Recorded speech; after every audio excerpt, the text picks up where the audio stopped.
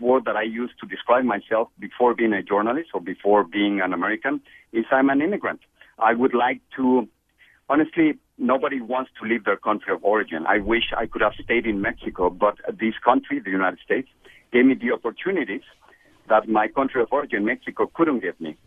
So it is not that I'm in tune with the community. I am simply part of the community. I am an immigrant in a community in which almost 50% of all Latinos are immigrants.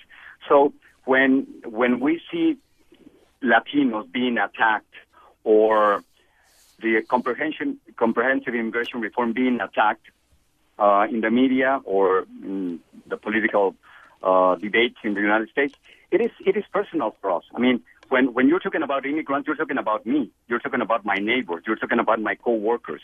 You're talking about the majority of Latinos who are in this country who feel that we have contributed much more to the economy of this country than what we take away from it.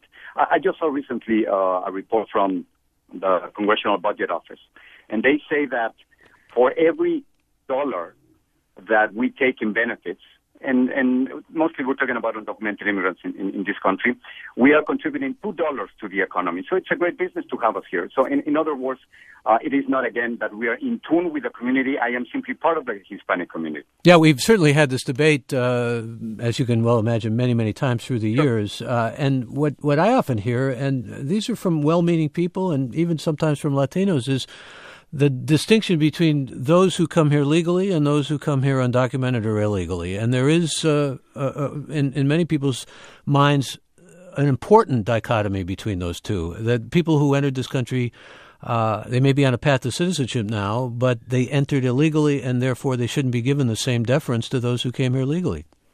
I agree with you, but if we're talking about policy, it's very simple. The majority of Latinos are in favor of a path to citizenship for the majority of the undocumented immigrants in this country. The majority of Americans are also in favor of immigration reform and a path to citizenship. So, yes, I know it's very controversial, but I think we have to be very honest.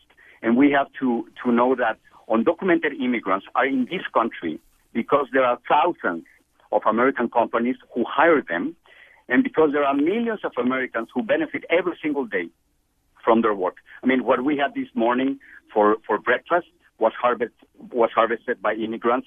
The houses and the apartments where we live were built by undocumented immigrants.